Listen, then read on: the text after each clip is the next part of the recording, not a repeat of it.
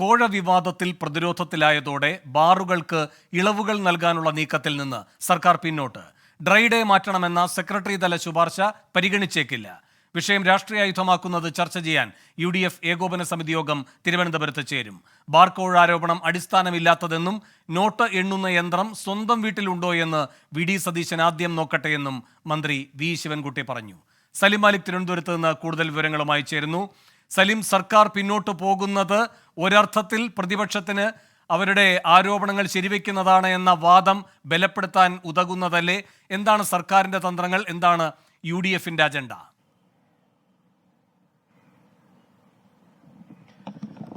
വേണു, നിലവിൽ സർക്കാരിന്റെ ഭാഗത്ത് നിന്ന് ഈ പുതിയ ബാറുകൾ കിളവ് അനുവദിക്കുന്നതുമായി ബന്ധപ്പെട്ടുള്ള തീരുമാനങ്ങളിൽ നിന്ന് തൽക്കാലം പുറകോട്ട് പോകാം എന്നുള്ളതാണ് മന്ത്രിസഭയുടെ എന്ന നിലയിലല്ലെങ്കിൽ പോലും പാർട്ടിയുടെ മുന്നണിക്കുള്ളിലെ ഒരു തീരുമാനം. കാരണം നിലവിൽ ഇത്തരത്തിലൊരു ആരോപണം പുറത്തു വന്നതും അത് പ്രതിപക്ഷം ഏറ്റെടുത്തതും പാർട്ടിയെയും മുന്നണിയെയും സംബന്ധിച്ചിടത്തോളം വലിയ ക്ഷീണമാക്കിയിട്ടുണ്ട്. നിലവിൽ സെക്രട്ടറി തല ശുപാർശയായിരുന്നു ഈ 1-ാം തീയതിയിലെ ഡ്രൈ ഡേ സർക്കാരിന് ഭീമമായ നഷ്ടം ഉണ്ടാക്കുന്നുണ്ട്, അതുകൊണ്ട് അത് ഒഴിവാക്കണം. മാത്രമല്ല ഈ ബാറുകളുടെ പ്രവർത്തന സമയം 11 മണിയിൽ നിന്ന് ഉയർത്തണം എന്നുള്ളത്, ഈ രണ്ട് വിഷയങ്ങളും പരിഗണിച്ചുകൊണ്ട് അത് സർക്കാരിന് ലാഭമുണ്ടാക്കണം എന്ന നിലയിലായിരുന്നു സെക്രട്ടറി തല ശുപാർശ നടത്തിയിരുന്നത്. അതുമായി ബന്ധപ്പെട്ട് സർക്കാർ നടപടിക്രമങ്ങൾ ആരംഭിച്ചതുമാണ്. അടുത്ത മാസം ബാറുടമകളുമായി മദ്യനയത്തിന്റെ പ്രാരംഭ ചർച്ചകൾക്ക് ബാറുടമകളുമായി മന്ത്രിതലത്തിലൊരു യോഗവും വെച്ചിരുന്നതാണ്. പക്ഷേ ഇനി ഇതിലൊന്നും സർക്കാർ കൈകടത്താൻ തൽക്കാലത്തേക്കില്ല എന്നുള്ളതാണ്. കാരണം അങ്ങനെ ഏതെങ്കിലും തരത്തിലൊരു നീക്കം ഉണ്ടായാൽ അത് നിലവിൽ പ്രതിപക്ഷം ഉന്നയിക്കുന്ന ആരോപണം ശരിവെക്കുന്നതാവും. അതുകൊണ്ട് തന്നെ തൽക്കാലം ബാറിൽ ഇളവുകൾ നൽകുന്ന കാര്യത്തിൽ നിന്ന് പൂർണ്ണമായും പിന്നോട്ട് പോകാം എന്നുള്ളതാണ് മുന്നണിയുടെ ഭാഗത്തു നിന്നുള്ള തീരുമാനം. മാത്രമല്ല പാർട്ടിക്കുള്ളിലും മുന്നണിക്കുള്ളിലും ഈ വിഷയം അവതരിപ്പിച്ചാൽ അവിടെ നിന്ന് തന്നെ എതിർപ്പുയരും എന്നൊരു സാഹചര്യമുണ്ട്. കാരണം ഇത്തരത്തിലൊരു വിവാദം ഉയർന്നു വന്നതിൽ തന്നെ പാർട്ടിയുടെ ഒരു വിഭാഗത്തിൽ എതിർപ്പുണ്ട്.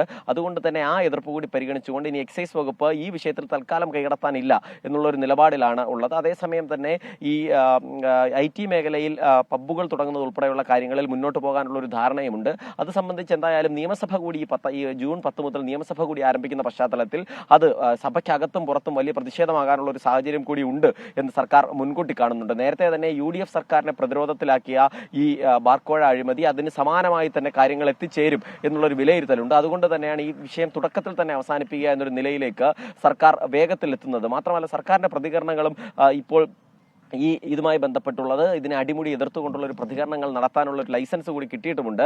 നിലവിൽ മന്ത്രി V ശിവൻകുട്ടി തന്നെ ആരോപണം അടിസ്ഥാനമില്ലാത്തതാണ് എന്നീ ആരോപണങ്ങളൊക്കെ നിഷേധിച്ചുകൊണ്ട് രംഗത്തെത്തിയിട്ടുണ്ട്. മാത്രമല്ല ഇന്നലെ പ്രതിപക്ഷ നേതാവ് VD സതീശൻ ഒരു പരിഹാസത്തോടുകൂടി ഈ നോട്ടെണ്ണുന്ന യന്ത്രം മന്ത്രി MP രാജേഷിന്റെ വീട്ടിലുണ്ടോ എന്നൊരു പരിഹാസം നടത്തിയിരുന്നു. അതിന് മറുപടിയായി V ശിവൻകുട്ടി ആദ്യം പ്രതിപക്ഷ നേതാവ് അത് സ്വന്തം വീട്ടിലുണ്ടോ എന്ന് പോയി നോക്കട്ടെ എന്നൊരു മറുപരിഹാസം നടത്തിയിട്ടുണ്ട്. ആ നിലയിൽ ആ വിഷയത്തെ പ്രതിപക്ഷത്തിന്റെ ആരോപണങ്ങളെ പ്രതിരോധിക്കാൻ സർക്കാർ തീരുമാനിച്ചിരിക്കുന്നു എന്നുള്ളതാണ് പ്രധാനപ്പെട്ട കാര്യം.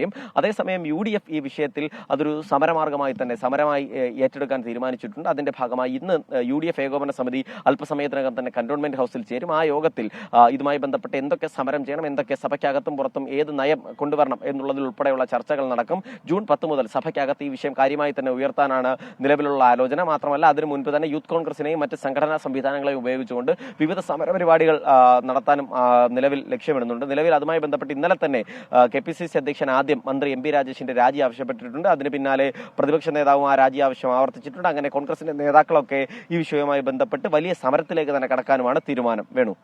സലീം, എക്സൈസ് മന്ത്രി വിദേശത്തേക്ക് പോയോ? എക്സൈസ് മന്ത്രിയുടെ ആവശ്യപ്രകാരം DGP പോയി ഈ വിഷയം ക്രൈംബ്രാഞ്ച് അന്വേഷണത്തിന് വിട്ടിരിക്കുകയാണ്. അതുമായി ബന്ധപ്പെട്ട വിവരങ്ങൾ എന്തൊക്കെ?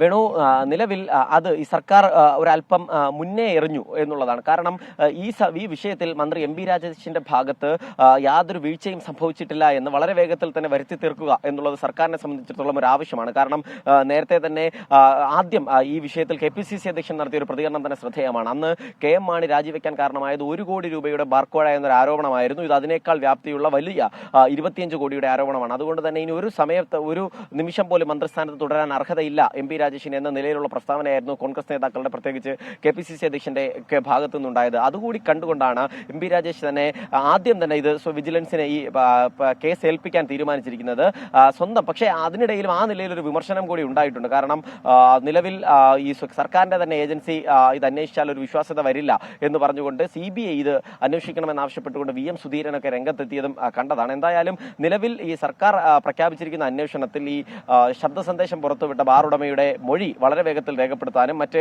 കാര്യങ്ങളും ഏത് സാഹചര്യത്തിലാണ് ഇത് പുറത്തു വന്നത്, ഇത്തരത്തിലൊരു ശബ്ദ സന്ദേശം പുറത്തു വന്നത് എന്നതുൾപ്പെടെയുള്ള അന്വേഷിച്ച് റിപ്പോർട്ട് നൽകാനും പറഞ്ഞിട്ടുണ്ട്. മാത്രമല്ല അത് ഈ ജൂൺ 10 മുൻപ് തന്നെ അത്തരത്തിൽ ഈ ഏത് സാഹചര്യത്തിൽ എന്താണ് ഇതിന് പിന്നിൽ പ്രവർത്തിച്ച ഘടകം, ഈ ശബ്ദ സന്ദേശത്തിന് പിന്നിൽ എന്നതുൾപ്പെടെയുള്ള കാര്യങ്ങളിൽ വ്യക്തത വരുത്തണം എന്ന് അറിയിച്ചിട്ടുമുണ്ട്. കാരണം അങ്ങനെ ഈ ശബ്ദ സന്ദേശം പുറത്തു വന്നെങ്കിൽ ഏത് സാഹചര്യത്തിൽ വന്നു എന്നത് അടിസ്ഥാനപ്പെടുത്തിയിരിക്കും ഈ സർക്കാരിനും LDF-നും അതിനെ പ്രതിരോധിക്കാനുള്ള രീതികൾ തെരഞ്ഞെടുക്കാനും. അതുകൊണ്ട് തന്നെ ഒരു മുഴ മുന്നേ എറിയാനാണ് ഇത്തരത്തിലൊരു അന്വേഷണത്തിലൂടെ സർക്കാർ ലക്ഷ്യമിടുന്നത്. വേണു.